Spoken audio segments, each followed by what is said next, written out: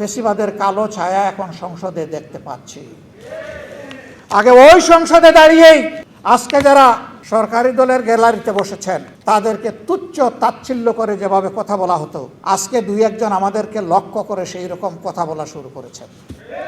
আমরা তাদেরকে বলি জিহ্বা সংযত করুন। মনে রাখবেন, অপকর্ম করলে আগেরটার চাইতে পরের পরিণতি আরো ভয়ঙ্কর হয়।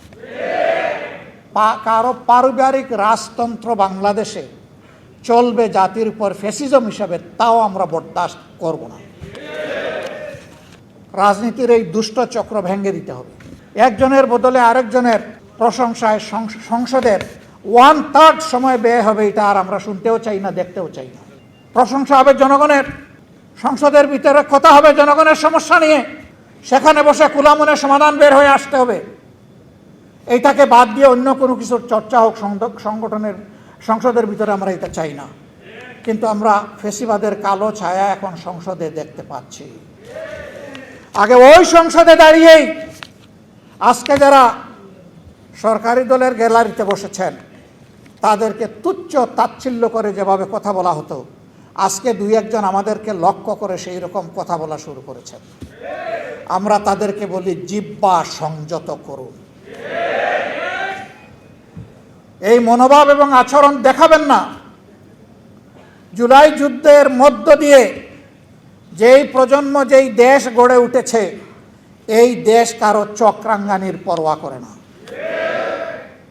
অতীতে যারাই আচরণ করেছে তাদের পরিণতি চোখের সামনেই দেখতে পাচ্ছেন। মনে রাখবেন, অপকর্ম করলে আগেরটার চাইতে পরের পরিণতি আরো ভয়ঙ্কর হয়। সে পথেই তো হাসছেন, বাইরে তো আপনাদের পদাচারণা দেখছি না, সব কিছু কুক্ষিগত করছেন। বাংলাদেশ ব্যাংকে অভ্যুত্থান করার পরে এখন দেশের সবচেয়ে বড় ব্যাংক, এখন ইসলামী ব্যাংকে আবার নতুন করে অভ্যুত্থান শুরু হয়েছে। যে ব্যাংক দেশের রিমিটেন্সের শতকরা 32% একা আহরণ করে, এই ব্যাংকের যদি অস্তিত্ব বিপন্ন হয়, বাংলাদেশের অর্থনীতি বঙ্গোপসাগরে চলে যাবে। সাবধান করে দিচ্ছি, এইটাকে দলীয়করণ করবেন না। যদি দলীয়করণ করেন ব্যাংকগুলোকে একটার পর একটা, জনগণ আপনাদেরকে ছেড়ে কথা বলবে না। আমি দেশের ব্যাংকের মূল মালিক জনগণকে বলবো, জেগে উঠুন, আওয়াজ তুলুন, ওদের কদর্য চেহারা জাতির সামনে উন্মুক্ত করে দিন, থামিয়ে দিতেই হবে ইনশাআল্লাহ। আমরা আবারও কথা দিচ্ছি, শুধু রাজনীতির পট পরিবর্তন নয়, সংস্কৃতির আমূল পরিবর্তনের জন্য আমাদের এই লড়াই।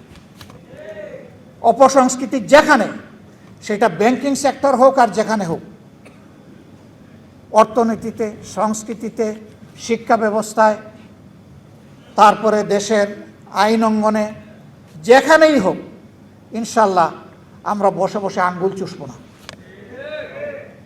আমরা জনগণের সাথে থাকব, জনগণকে সাথে নিয়ে তার মোকাবেলা করব ইনশাল্লাহ।